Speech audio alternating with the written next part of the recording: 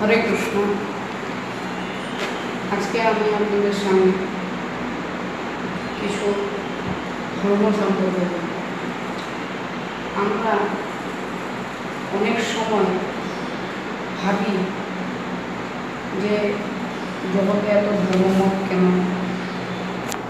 কোন ধর্মটা বেটার, হিন্দু ধর্ম না মুসলিম ধর্ম না খ্রিস্টান ধর্ম না জৈন ধর্ম, আর মানুষ এত কেন এই ধর্মের মাধ্যমে মানুষ হানাহানি খুনোখুনি এইসবের মাধ্যমে মানুষ এত অশান্তির সৃষ্টি।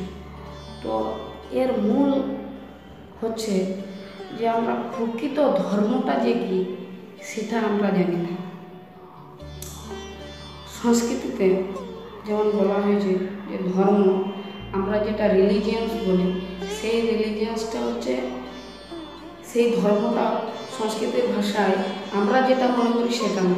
সেটা হচ্ছে যেমন আমরা দেখি যে একটা ধাতুর যেমন ধর্ম রয়েছে, জলের যেমন ধর্ম রয়েছে, আগুনের যেমন ধর্ম রয়েছে, ঠিক ওই ধর্মের মতো এই ধর্মটা ইউজ করা হয়েছে। এটা আমরা যেমন চিন্তা করি যে রিলিজিয়ান্স মানে হানাহানি খুনোখুনি, এটা নয়। প্রকৃত ধর্ম যেমন জলের রয়েছে ধর্ম, জলের ধর্ম হচ্ছে তরল, স্বচ্ছ, নিম্নগামী। আগুনের ধর্ম হচ্ছে তাপ প্রদান করে। এবং এই জন্য আমাদের প্রকৃত ধর্ম জানতে হবে। অনেক সময় আমরা চিন্তা করি যে অনেক লোক মুসলিমে ডাইভার্ট হয়ে যাচ্ছে। আমরা অনেক সময় চিন্তা করি যে আজকে অনেক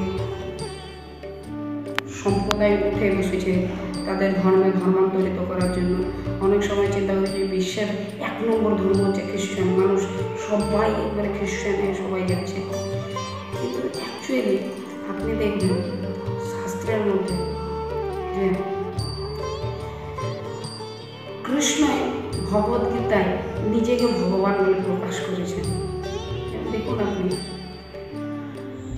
যিশু খ্রিস্ট, যিশু একটা নাম, খ্রিস্ট মানে কৃষ্ণের কৃপা প্রাপ্ত, ভগবান পরমেশ্বরের কৃপা প্রাপ্ত। অতএব যিশু খ্রিস্ট ভগবান। খ্রিস্ট শব্দটা হচ্ছে গ্রিক শব্দ। তো খ্রিস্ট শব্দটা হচ্ছে গ্রিক শব্দ। খ্রিস্ট শব্দের মানে হচ্ছে ঈশ্বরের কৃপা প্রাপ্ত। তো অতএব ঈশ্বরের কৃপা প্রাপ্ত হচ্ছে যিশু। তো অতএব যিশু হচ্ছে ঈশ্বরের পুত্র, ঈশ্বরের কৃপা প্রাপ্ত। ঈশ্বর নয় যিশু, পরমেশ্বর ভগবান নয় যিশু।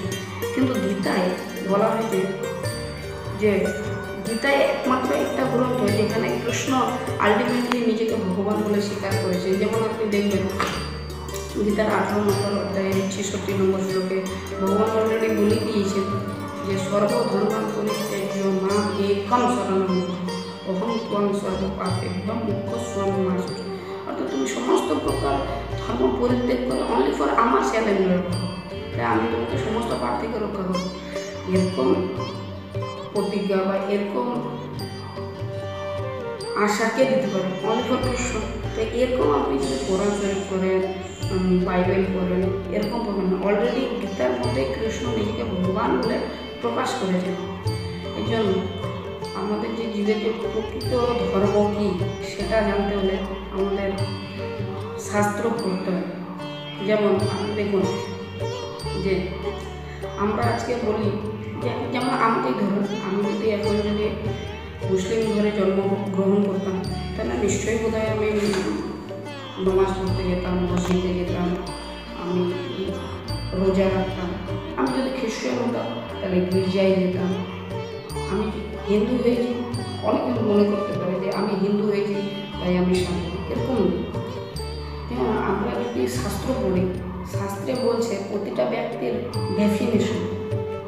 এবং আপনি একটা বাচ্চা যখন জন্ম নেওয়ার সঙ্গে সঙ্গে আমরা দেখি যে সেই বাচ্চাটা যদি হিন্দু ঘরে জন্ম নেয় তাহলে তাকে বলা হয় হিন্দু। আবার সে যদি মুসলিম ঘরে জন্ম নেয় সেই ছেলেটাকে বলা হয় মুসলিম। সে যদি খ্রিস্টান ঘরে জন্ম নেয় সে খ্রিস্টান। তো এই যে আমরা যে খ্রিস্টান, হিন্দু, মুসলিম যে বলি, এটা জাস্ট ওর পাছার মধ্যে স্ট্যাম্প বানানো, এটা আমরা স্ট্যাম্প মেনে নিই। কিন্তু সে আদৌ তার পরিচয় এটা না। আমরা যে হিন্দু, মুসলিম, খ্রিস্টান বলি এই দেহটার পরিচয়, কিন্তু ভগবদ্গীতায় বলছে আমাদের আসল পরিচয় হচ্ছে কি? ভাষাংশি জীর্ণানি যথা বিহায় ভবানী ঘনাতি নরকরণী যথা শরীরানি বিহায় বিভিন্ন নেনি সংজাতি নমানি দেয়। অর্থাৎ আমরা যখন দেহ ত্যাগ করি তখন আমাদের দেহটার থেকে যে একটা বস্তু যায় যেটাকে বলা হয় আত্মা, সোল। তো এই আত্মাটা যখন চলে যায় তখন এই দেহটা, সেই মুসলিম দেহ বলুন, হিন্দু দেহ বলুন, খ্রিস্টান দেহ বলুন, দেহটা দেহ থেকে কিংবা এই দেহ থেকে কিছু একটা বেরিয়ে যায়। তো সেই যেই বস্তুটা বেরিয়ে যায় সেই বস্তুটাই হচ্ছে আমাদের আসল পরিচয়, সেটা হচ্ছে আত্মা। তো আমরা যদি বলি, এখন যদি চিৎকার করি যে আমি হিন্দু তাই আমাকে মন্দিরে যেতে হবে, আমি মুসলিম তাই আমাকে মসজিদে যেতে হবে, আমি খ্রিস্টান আমাকে তাই গির্জায় যেতে হবে, এটা না। যেমন জলের ধর্ম আগে বললাম, জলের ধর্ম রয়েছে নিম্নধর্ম এবং সেটা খ্রিস্টানের। আগুনের ধর্ম হচ্ছে তাপ প্রদান করে এবং আলো প্রদান করে। ঠিক তদ্রূপ এই আত্মা একটা ধর্ম রয়েছে। সেই ধর্মটা হচ্ছে যেমন অংশের কাজ হচ্ছে পূর্ণের সেবা করে, ঠিক তদ্রূপ আত্মা হচ্ছে, শাস্ত্র বলছে আত্মা হচ্ছে পরমাত্মার অবিচ্ছেদ্য অংশ, অর্থাৎ একটা অংশ। তো আমরা যেহেতু প্রতিটা জীব, সেই হিন্দু হোক, মুসলিম হোক, খ্রিস্টান হোক, পরমাত্মার অংশ, তো পরমাত্মার অংশ, তো আমাদের কাজ হচ্ছে পরমাত্মার সেবা করা। যেমন অংশের কাজ হচ্ছে পূর্ণের সেবা করা, ঠিক তদ্রূপ পরমাত্মার সেবা করা হচ্ছে আমাদের কাজ, আত্মার। তো এটাতে আমরা অনেক সময় মনে করতে পারি যে না, মন্দিরে যাচ্ছে হিন্দুরা, হিন্দুদের মন্দির, এটা না। আপনি যদি মায়াপুরে আসেন তাহলে দেখবেন কত ফরেনার যাদের এটা কালচার নয়, তারা যাদের কালচার হচ্ছে আপনার স্যুট প্যান্ট, মানে jeans pant, shirt, T shirt পরে, যাদের কালচার হচ্ছে মাতাজিরাও জিন্স প্যান্ট, টি শার্ট পরে। কিন্তু আজকে আপনি যদি মায়াপুরে আসেন, সেই বহিরাগত দেশ থেকে এসে তারা হরিনাম করছেন, আমাদের আসল উদ্দেশ্য জানতে পারছেন, আমাদের সংস্কৃতিকে গ্রহণ করছেন।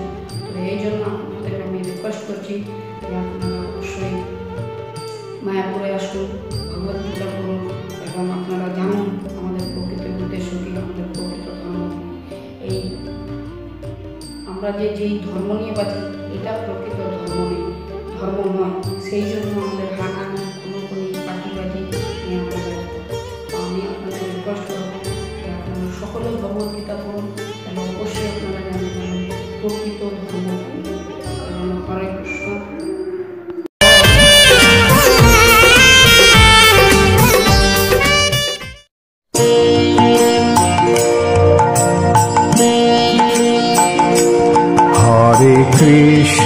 Hare Krishna, Krishna Krishna Hare Hare, Hare Rama, Rama Rama Hare Hare.